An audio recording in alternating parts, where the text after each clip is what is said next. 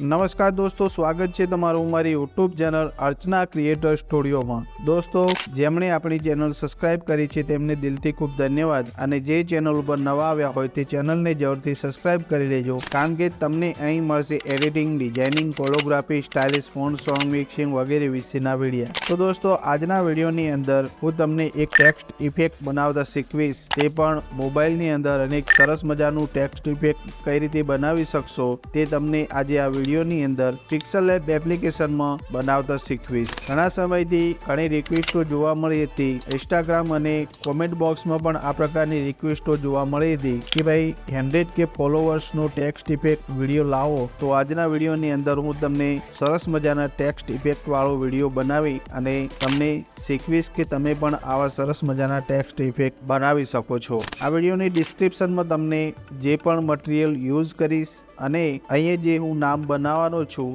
તેની PLP file તમને મળી રહેશે, તો ડિસ્ક્રિપ્શનમાં જઈ તમે ત્યાંથી ડાઉનલોડ કરી શકો છો। તેના ઉપર કોઈ પણ જાતનો પાસવર્ડ કે કંઈ પણ છે નહીં। તો ચાલો દોસ્તો, જઈએ આપણે મોબાઈલની સ્ક્રીન ઉપર અને જોઈએ કે કઈ રીતે આવું નામ બનાવી શકશો। સૌથી પહેલા તો તમારે પિક્સેલ લેબ એપ્લિકેશનને ઓપન કરી લેવાની છે। ઓપન કર્યા બાદ અહીંયાથી તેની ઇમેજ સાઇઝને યુટ્યુબ થંબનેલમાં કરી દઈશું।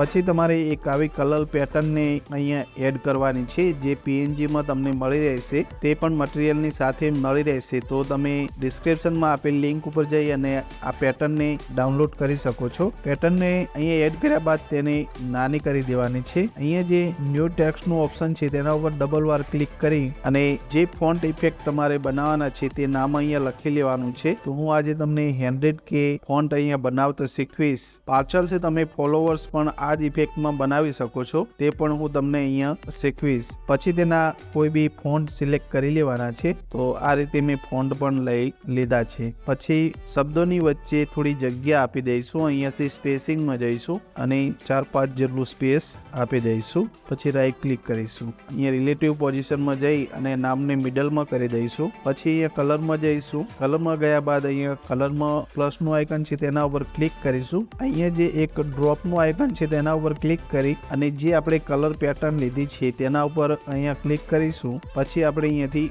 યલો કલર પહેલા સિલેક્ટ કરીશું। સિલેક્ટ કર્યા બાદ અહીંયાથી ઓકે કરી દઈશું અને પછી રાઈટ ક્લિક કરીશું। હવે આની એક કોપી બનાવી દઈશું। કોપી બનાવ્યા બાદ આને અહીંયાથી રિલેટિવ પોઝિશનમાં જઈ અને મિડલમાં કરી દઈશું। પછી કલરમાં જઈશું, કલરમાં ગયા બાદ ફરી પ્લસના આઇકન ઉપર ક્લિક કરી અને આ નીચેનું ડોટ છે તેને અહીંયાથી ફૂલ ટ્રાન્સપેરેન્ટ કરી દેવાનું છે અને પછી રાઈટ ક્લિક કરીશું। પછી તમારે નીચે સ્ક્રોલ કરવાનું છે, અહીંયા ઇનર શેડો લખેલું છે તેના ઉપર ક્લિક કરી ઇનર શેડોને અનેબલ કરી દેવાનું છે। નીચે ઓફસેટ Y છે તેને અહીંયાથી -40 કરી દઈશું, બ્લર અહીંયાથી 13 જેટલો કરી દઈશું અને પછી પ્લસના આઇકન ઉપર ક્લિક કરી અહીંયા જે ડ્રોપનું આઇકન છે તેના ઉપર ક્લિક કરી અહીંયાથી વળી ફરી કલર પેટર્ન લઈશું। કલર પેટર્નની અંદર આ જે મિડલનો કલર છે તેને અહીંયા સિલેક્ટ કરવાનો છે, અહીંયાથી રાઈટ ક્લિક કરીશું અને ક્લિક કરી દઈશું। તો આ પ્રકારનો કલર તમારા ફોન્ટની અંદર આવી જશે। પછી અહીંયાથી રાઈટ ક્લિક કરી દઈશું। હવે નીચે થોડા સ્ક્રોલ કરી અહીંયા 3D ટેક્સ્ટ લખેલું છે તેના ઉપર ક્લિક કરીશું, તેને એનેબલ કરી દઈશું। પછી અહીંયાથી જે ઓબ્લિક લખેલું છે તેના ઉપર ક્લિક કરીશું, અહીંયા ડીપ છે તેને અહીંયાથી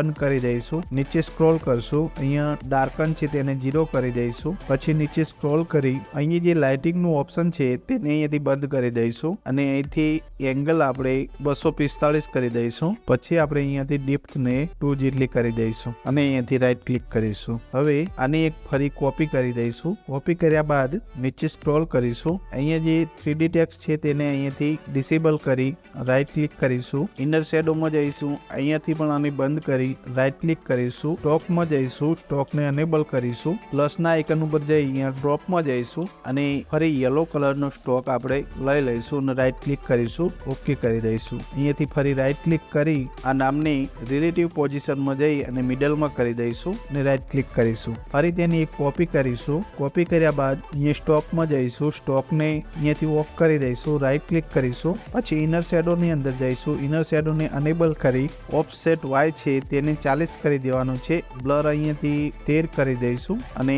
કલરમાં અહીંયા આપણે વ્હાઇટ કલર લઈશું અને રાઈટ ક્લિક કરીશું। પછી ફરી અહીંયા રિલેટિવ પોઝિશનમાં જઈ આ નામને મિડલમાં કરી દઈશું, રાઈટ ક્લિક કરીશું. આટલું થઈ ગયા બાદ હવે જે આપણે ત્રીજા નંબરનું નામ છે તેને સિલેક્ટ કરીશું. અહીંયાથી તેની એક કોપી કરી દઈશું. કોપી કર્યા બાદ નીચે સ્ક્રોલ કરીશું. અહીંયાથી ઇનર શેડોને અહીંયા બંધ કરી દઈશું, રાઈટ ક્લિક કરીશું, કલરમાં જઈશું, ગ્રેડિયન્ટ કલર સિલેક્ટ કરીશું, પ્લસના આઇકન ઉપર જઈશું. હવે અહીંયા જે કલરની પેટર્ન બનાવવાની છે તે તમે ધ્યાનથી જોજો અને ના હોય તો તમે અહીંથી સ્ક્રીનશોટ લઈ શકો છો, જેથી કરી તમને આ કલરની પેટર્ન બનાવવામાં મુશ્કેલી ના પડે. તો હું ફટાફટ અહીંયા કલરની એક પેટર્ન બનાવી લઉં છું, પછી તમને કહીશ કે કઈ રીતે કલર લઈશું અને તેની પેટર્ન કઈ રીતે બનાવીશું. હવે મેં અહીંયા 11 બોક્સ લીધા છે, તો આ રીતે તમારે 11 બોક્સનું સેટિંગ કરી લેવાનું છે. સેટિંગ કર્યા બાદ જે પહેલા નંબરનું અહીંયા બોક્સ છે તેના ઉપર ક્લિક કરી અહીંયા કલરનું ઓપ્શન છે તેના ઉપર ક્લિક કરીશું. અહીંયાથી જે આ ડ્રોપનું આઇકન છે તેના ઉપર ક્લિક કરીશું. પછી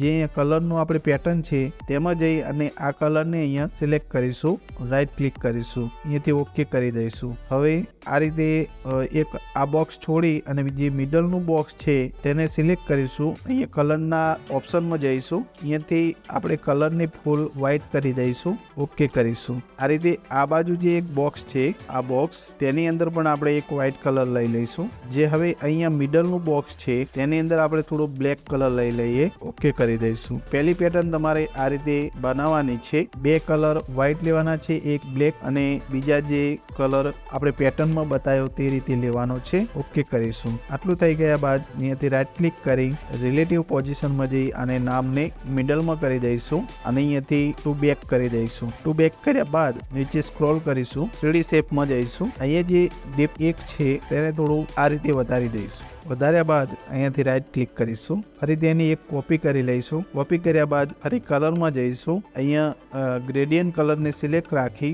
પ્લસના આઇકન ઉપર ક્લિક કરીશું. હવે આની અંદર જે કલર છે તે બધા કલર એમના એમ રહેવા દેવાના છે. આ જે પહેલા નંબરનું બોક્સ છે તેને અહીંયા સિલેક્ટ કરી કલરમાં જઈશું. અહીંયાથી કલર આપણે પેટર્નનો આ કલર પહેલો કલર રેડ કલર છે તેને સિલેક્ટ કરીશું. હવે દોસ્તો જોઈ શકો છો બ્લેક અને વ્હાઇટને છોડી અને મેં બીજા કલર બધા રેડ કરી દીધા છે. તો તમારે ફરી પણ જે બોક્સનું સેટિંગ છે તેનું તે રહેવા દઈ અને ફક્ત રેડ કલર ચેન્જ કરવાનો છે. એથી રાઈટ ક્લિક કરીશું.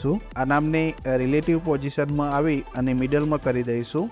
મિડલમાં કર્યા બાદ અહીંયાથી ટુ બેક કરી દઈશું. બેક કર્યા બાદ નીચે સ્ક્રોલ કરીશું. અહીંયા 3D શેપમાં જઈશું. અહીંયા જે ડીપ 2 છે તેની જગ્યાએ આપણે થોડી વધારી દઈશું. તો અહીંયાથી 5 જેટલી ડીપ કરી દઈશું, રાઈટ ક્લિક કરીશું. ફરી તેની એક કોપી કરી દઈશું. કોપી કર્યા બાદ ફરી કલરમાં જઈશું. કલરમાં ગયા બાદ અહીંયા ગ્રેડિયન્ટ કલરને સિલેક્ટ રાખી પ્લસના આઇકન ઉપર ક્લિક કરીશું. હવે આજે અહીંયા બ્લેક કલરનું જે બોક્સ છે તેની અંદર આપણે અહીંયાથી વ્હાઇટ કરી દઈશું. તો આ રીતે ફૂલ વ્હાઇટ થઈ જાય એટલે અહીંયાથી ઓકે કરી દઈશું. પછી જે રેડ કલર છે તે ચેન્જ કરી દેવાનો છે. તો અહીંયા કલરના આઇકન ઉપર જઈશું, અહીંયા ડ્રોપમાં જઈશું. અહીંયાથી કલર પેટર્ન લઈ અને આ જે થોડો બ્લેક જેવો ડાર્ક જેવો કલર છે તેને સિલેક્ટ કરી અહીંયાથી રાઈટ ક્લિક કરી દઈશું. અહીંયાથી ઓકે કરી દઈશું. આ રીતે જેટલી લાલની પેટર્ન છે તેને બધી ચેન્જ કરી દેવાની છે. તો હું ફટાફટ ચેન્જ કરી દઉં છું. તો આ રીતે મેં રેડ કલરની જગ્યાએ ડાર્ક કલર કરી દીધો છે. હવે અહીંયાથી બાજુમાં જે આ સર્કલ છે તેને અહીંયાથી સિલેક્ટ કરી લેવાનું છે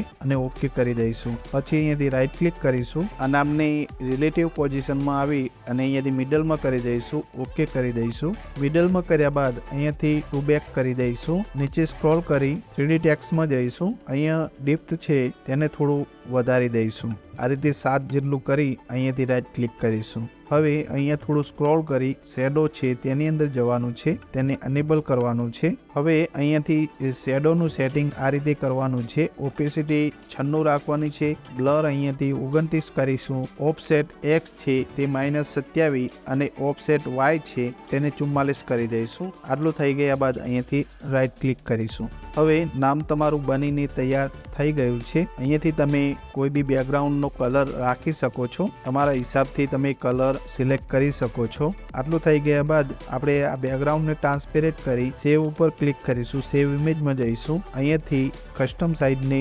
અલ્ટ્રામાં રાખી આ નામને આપણી ગેલેરીમાં સેવ કરી દઈશું. બસ દોસ્તો, આજના વિડીયોમાં આટલું જ. વિડીયો જો પસંદ આવ્યો હોય તો લાઈક છે, સબસ્ક્રાઈબ જરૂરથી કરજો. ધન્યવાદ.